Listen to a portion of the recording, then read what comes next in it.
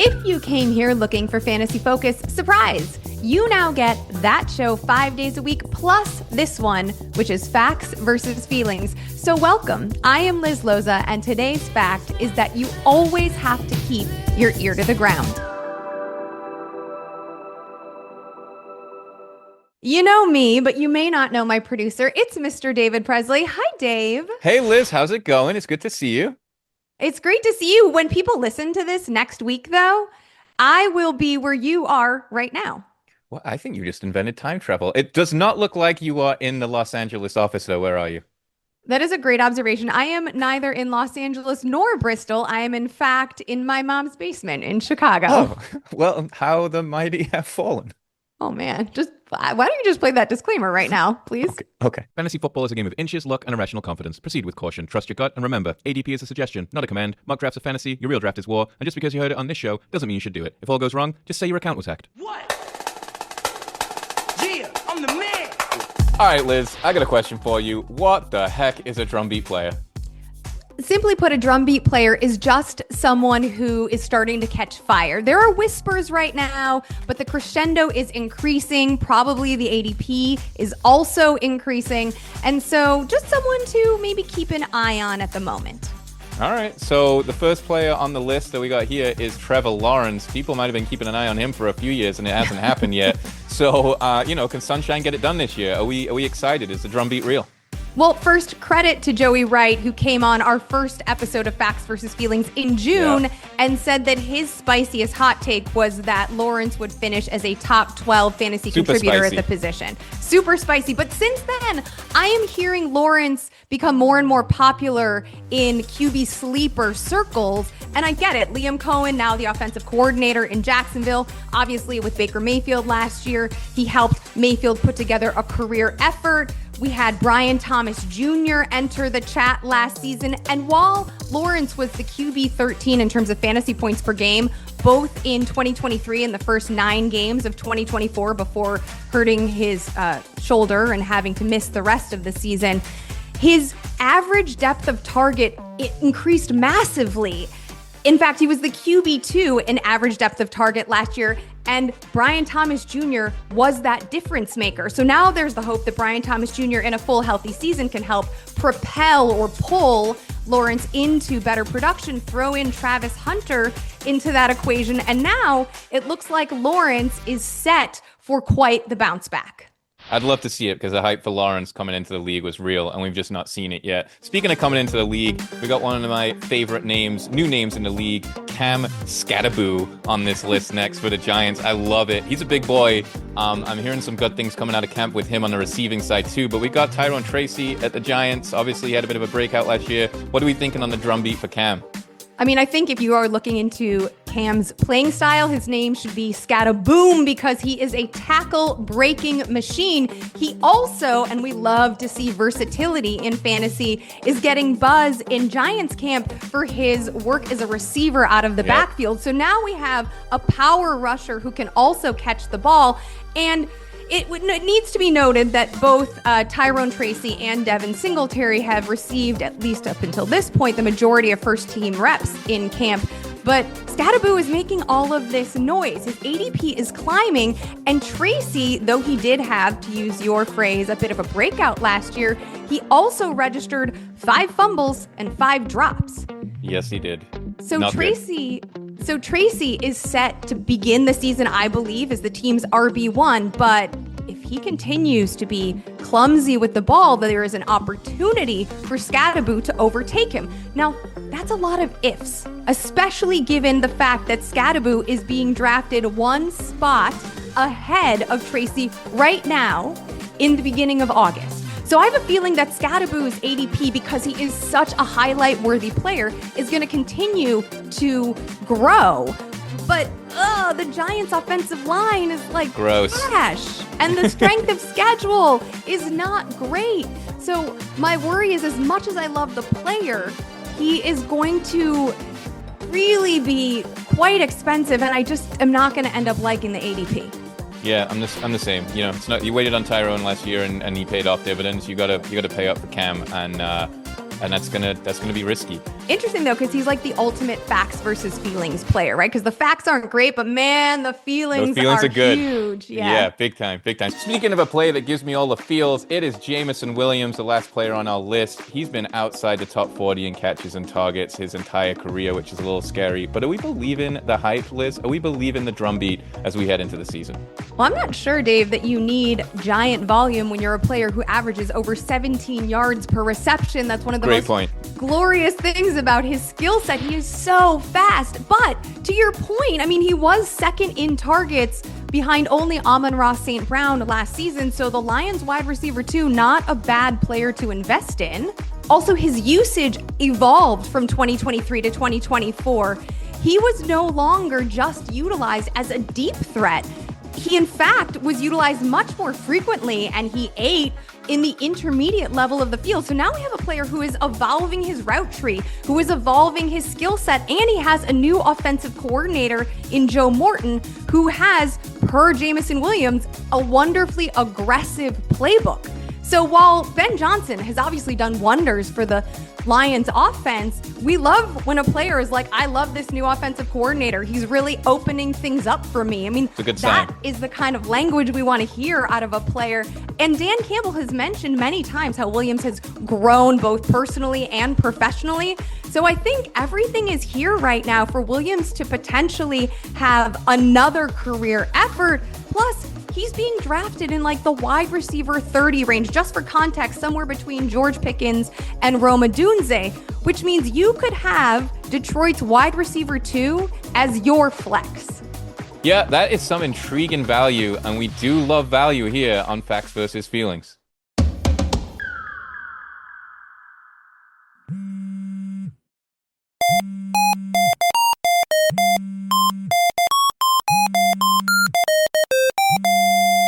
Hello? Liz, hey Liz, what's going on? Oh my goodness, I know this voice anywhere. It is Kyle Soppe, also known as Thirsty Kyle to you Fantasy Focus listeners. Kyle, thanks so much for calling in. Of course, this is the only way you start fantasy football season. It's almost August. I'm talking to my girl Liz. What more could I ask for? I mean, if that's all that makes you happy, then I consider myself pretty lucky. I'm a simple person. You and I only had about a season or a year to work together before you went on to other adventures. Do you want to tell our listeners who may not know what you've been up to since being on Focus? Yeah, I'm holding down analytics, fantasy betting, all that good stuff over at Pro Football Sports Network. We're doing big things over there. It's a small crew. It's not quite like what they got going on in Bristol there, but I like it here. I get to talk about sports for a living, so that part's never going to change. You started at ESPN as a researcher, so I want to talk to you about that particular skill set because I feel like there are some misconceptions about fantasy researchers. Would you agree? And if so, what are they? Yeah, for one, this is my basement. I don't live in my mom's basement. I have a basement all my own. So that's step one here, just as far as misconceptions go. But as far as the research gig as a whole, I think people like to paint by numbers to some degree. They think it's a one size fits all. You can just hire somebody off the street. And to some level, that's true. But I like to take pride in the creativity of the job, that researching for Liz, researching for Field, Daniel, Matthew. I like working with people as much as I like working with the numbers. And in research, I get to do both at a high level. Stats is interesting because there is this argument, right, that you could find a stat to support any particular argument. And because there is now so much data at our fingertips, that feels to be a little bit true. And so as not just a fantasy analyst, but as a fantasy enthusiast, there is this bit of a conundrum as to like what you should pay attention to and what is just really noise. So I want to ask someone like you who deals in stats every single day and got the beginning of your career doing research, is there a stat that the public overvalues, and is there one that managers perhaps undervalue? 100% on both regards here. As far as what fantasy managers overvalue, it's going to sound a little counterintuitive here, but it's fantasy points. Like, I'm not big into fantasy points as a fantasy points predictor here. I think it depends how you define stats, right? If you define stats as a way to tell the story of what happened, fine. Fantasy points will tell you what happened. If you're using it as a predictive tool to see what will happen, fantasy points really doesn't do it for me. I mean, you think about Jaden Daniels last year. He hit that Hail Mary against your Bears, week 8, 9, whatever it was. Thanks, That was man. almost, yeah, sorry. We haven't talked for a while, Liz. I gotta make up for lost time here, but that was Okay. 35% of his passing points for that day on a single play. The point expectancy for a pass like that, trailing, final minute of the game, all that good stuff from 50 yards out, negative zero point 0.1 fantasy points. He scored 6.1 points. So, like, the fantasy point doesn't tell the story of what happened, and he wasn't a top 15 quarterback for the 3 weeks after that, even though people were excited that he threw for over 300 yards. He had the touchdown, he had the highlight. All that good stuff was all great, and it probably won you your matchup in week 8. But if you were using it to make decisions moving forward, it wasn't really telling the whole story. And I mean, I'm cherry picking that one example because it proves my point, which is kind of a larger point here. Right. But he wasn't a top 15 quarterback for the next 3 weeks. You could have potentially gotten ahead of that by overlooking the Hail Mary, saying that, yeah, it happened. It wasn't really predictive of anything, though.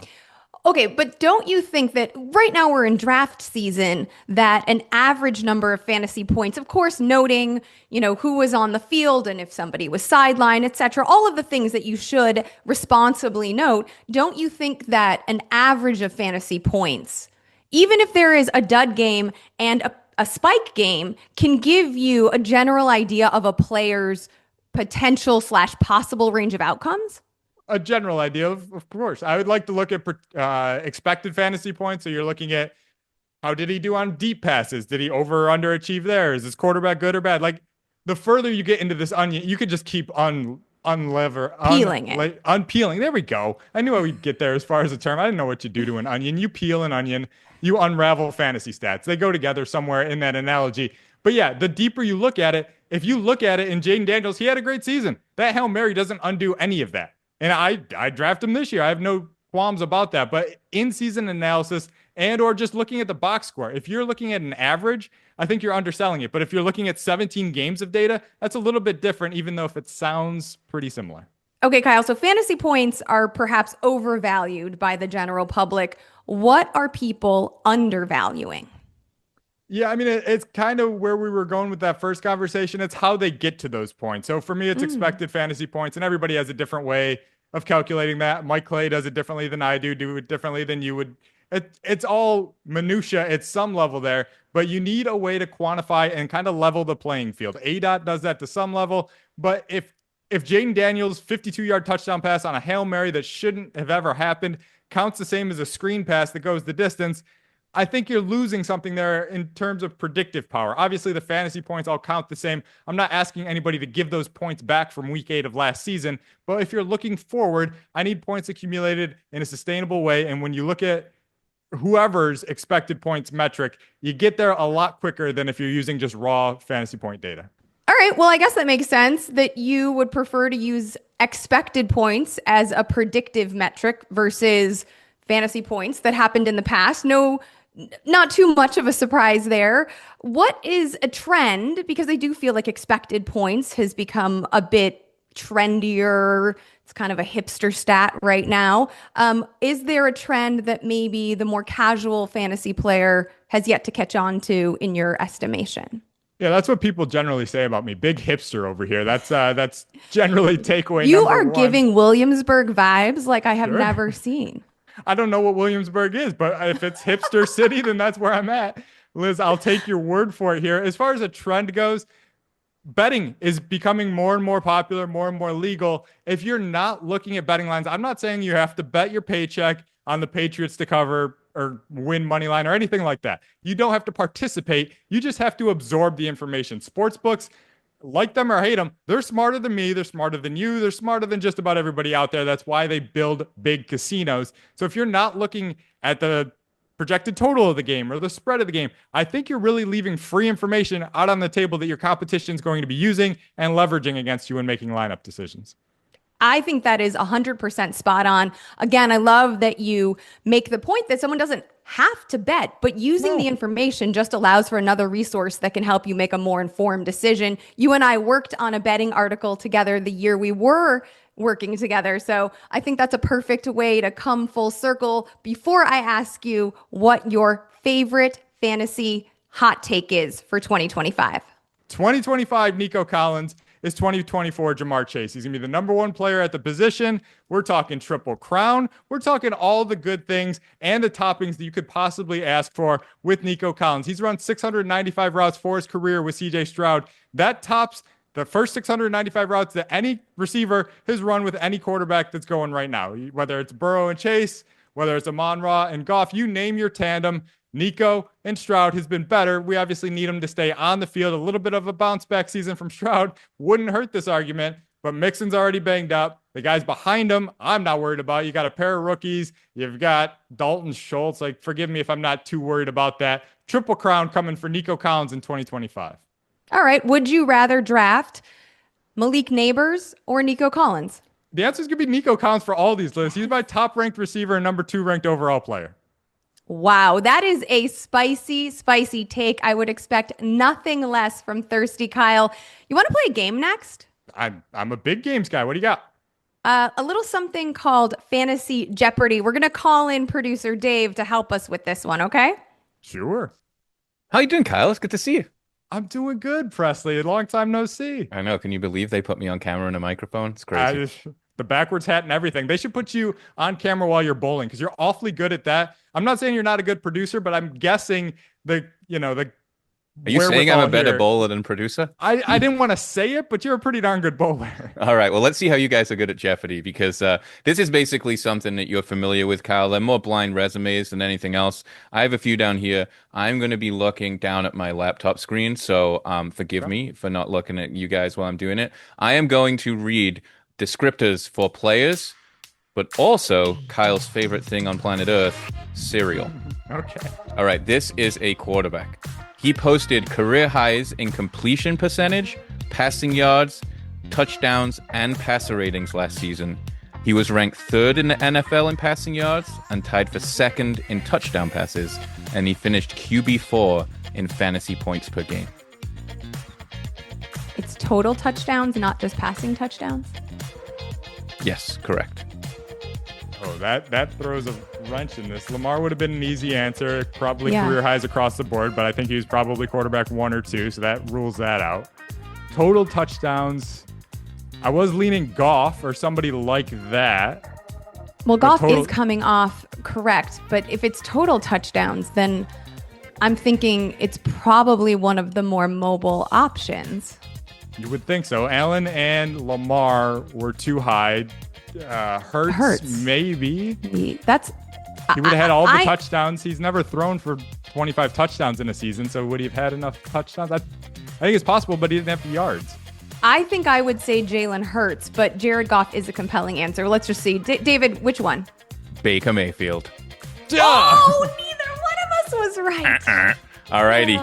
This is a cereal. Dave. This is a cereal. Oh, Liz, you're Launched getting in 1952 by Kellogg's. It's one of the top 5 best-selling cereals in the U.S. The mascot contenders were Katie the kangaroo and Elmo the elephant. In other countries, it's often called Frosties. Oh, come on. killed. Yeah, I'll give Liz the floor on this one. No, you can totally have it. You get it, Tiger. Get it, Tiger. Frosted Flakes. Yeah! I wasn't going to give you guys that last hint because it was too easy, but I thought the other ones were a little bit too difficult. All right, on to a wide receiver. In 2023, he posted an impressive 80% increase in yardage and 47% spike in targets. In 2024, he scored career highs with 100 receptions, 1,130 yards, and 6 touchdowns. From week 9 onward, he averaged a staggering 17.7 points per game, PPR, with around 9 targets per game, and ranked inside the top 8 wide receivers in scoring per game during that time. All right, so we're talking 1,100 yards, big increase. The totals in the summary was leading me to Ladd McConkey, but he was a rookie, so obviously you don't have those increases from 23 to 24. I am wondering if the 23 to 24, I don't want to say what. Oh, I think I got a good one. Okay, who else are you thinking? I mean, I was thinking maybe it was Drake London. I was trending toward somebody in that general age. I was going JSN with the big spike there. Sure. Late season spike. could come in big this year. Well, I do feel like JSN, well, we're questioning whether, I don't think Drake London had triple-digit grabs, but I do think JSN, given his role on that offense, could Give me that certainly answer. have done that. All right, JSN. Yes. Ding, ding, ding, ding, ding. Oh, Good you were job. right, Kyle. Let's go. Second cereal. Invented in 1921, completely by accident. It was the first ever cereal to use a radio jingle in 1926. Lou Gehrig was the first athlete ever featured on the box, and it officially debuted in 1924, but I'm not going to tell you the name because that'd give it away. Kyle, you got it, right? No, I don't. Based on Liz's reaction, I love where we're going as a team here. This series is 100 years old. I have no idea. See, you have to think critically, and you have to be a bit of an analyst. You can't just use numbers, Kyle. Okay, There's more. There aren't just facts. You got to use a little bit of feeling when you're answering questions. So, is there a cereal box that regularly features prominent sports figures? Yes, Still there to is. this day. An orange Right. box. Yeah. What is that called? That's Wheaties. Is that Hey, accurate? two for yeah. two. All right, I'm Who's gonna. the you researcher wanna know, here? Liz just breadcrumbing me to the right answer there. It's That was well unbelievable. done. You want to hear the original name? Washburn's Gold Medal Whole Wheat Flakes. Sounds appetizing. Yeah, right. All right, on to your final player. This is a running back. In 2023, he rushed for 1,008 yards and had 11 touchdowns, finishing as RB7 in points per game. In 2024, he posted only 558 rushing yards and just 2 touchdowns, finishing as RB33 on the season. He was the 7th most targeted running back in 2024, and he only averaged 3 yards per carry and 6.5 yards per catch. Okay. I feel like this is a player who was potentially Wally pipped by a younger backfield Yes, mate. I would agree. 500 yards, you're not getting a lead role and getting 500 yards. I would get that. I am leaning towards Rashad White. Ooh. Rashad White, did he have, what'd you say, Presley, 1,100 rushing yards in 2023? In 2023, 1,008 rushing yards and 11 touchdowns, finished as RB7. Oh, I think the Bucks are too good. But I can't give you a better answer right now. I'm thinking Final I'm answer. like the AFC South. Oh, Could also be Travis Etienne. It could also be Travis Etienne. That was kind of the direction I was going because you said Wally Pipp, and the first name that came into my head was Tank for that one. It could be Travis Etienne. All right, we have to make a That decision. kind of checks. I prefer that one if you're asking me to pick, but again, you're driving the ship here. All right, let's go with Travis Etienne. Ding, ding, ding, ding, ding. Oh! 2 out of 3. 2 out of 3. That's Boom! passing, Liz. No matter what school you go to, that's passing. Also, do you love how we worked through that together? Like, you didn't have something, we found somebody who was kind of close, and then we ping-pong back and forth. Oh, I miss you, Kyle. That miss was it too. That super was awesome. thirsty. That was so good. I've never, loved like, it. it's been a long time since I've had a group project where both sides kind of contributed. Oh my gosh. I mean, I need a cigarette after that. That was fantastic. Kyle, can you please tell everybody where they can find you and your work throughout the 2025 season and beyond, hopefully? Sure. On the old X machine, I'm Kyle Soppe, Soppe, PFN. On Twitter, I tweet out my articles, anything you need content-wise. We get this 30,000 word article every week to get you prepped and ready for every week of action. There's going to be a lot of words. There's going to be a lot of numbers. You can sift through it, control find the guys you want to find, all that good stuff. The numbers, the research will be done. All you got to do is click on it and see where your guys stand. Kyle, thanks so much for stopping by Facts versus Feelings. Let's catch up soon. All right, Liz, it's time for a new segment I'm calling Fantasy Therapy. You sent out a call for people's most pressing questions. I've got the questions. You've got the answers. Are you ready? Sure. All right. Atorius Balmont wants to know, can I have faith in CMC at some point in the first round? Gross. Gross, not gross. You are brave for asking the question because you are definitely not alone. And the simple answer is yes. Kyle Shanahan has said that CMC is here and healthy. Does that mean that CMC is going to stay healthy the entire year? No. But do we know that he is a difference maker when on the field? Yes. And do we know that Kyle Shanahan has a generational connection to this player? Yes. So he's going to get used and he's going to produce. And you just have to take the leap and believe. Oh, so much anxiety. All right, this second question comes from Reese.tj, and it's a doozy. says, will we see Kyle Pitt's resurgence with Penix this season?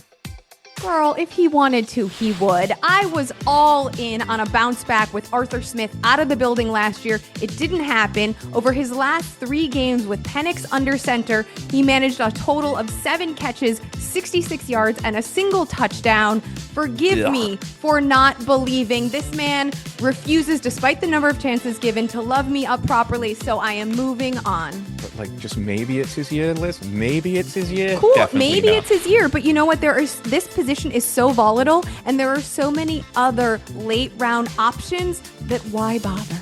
Oh, I love it. All right. Fish in the sea, baby. There are so many more fish in the sea. Love it. Final question from DPeak24. Is Travis Hunter going to be an impact player on offense? Thanks, and you look amazing as per usual. Aw, thanks, DP. Oh, see, even Dave said thanks. He took that one personally. So I don't think the Jaguars would have drafted Travis Hunter 2nd overall this past April if they didn't intend for him to be an impact player. There's obviously a giant asterisk here, though, because he is in an unprecedented role as a two-way player. I do think he'll play a good amount of snaps on offense, but there's an experiment here going on, and I'm not sure I want to invest in like the wide receiver 35/flex range on a rookie who's an experiment, especially when, yes, I'll have to reach a little bit. I can also get a Jamison Williams like we talked about earlier, or George Pickens or Romo Dunze to fill that flex role. So up to you. Will he be an impact player? Sure. Is it going to be worth it in fantasy? I don't know. Yeah, I think it's going to go one of two ways. Either you draft Travis Hunter and you need therapy, or you are against Travis Hunter and you need therapy. Either way, I'm not getting involved. And that was it. That was the first iteration of Fantasy Therapy. Your bills will be in the mail, people. Make sure you get all of that cashola straight to Liz Loza. And now I think it's time for... Last call! Today we learned that average depth of target matters, that fantasy points may not necessarily, and that keeping your ear to the ground is essential. Remember to listen for the drum beats and decide whether they're evidence of a potential crescendo or beginning to fall flat. Big thanks to Kyle Soppe for joining the show, and as always, to producer Dave Presley for being in my ear. Go ahead and check out my full-length Drumbeat Players article available on the .com, and listen to the Fantasy Focus podcast, now available 5 days per week. Until next time, may your facts be solid, your feelings be right, and your bus be someone else's problem.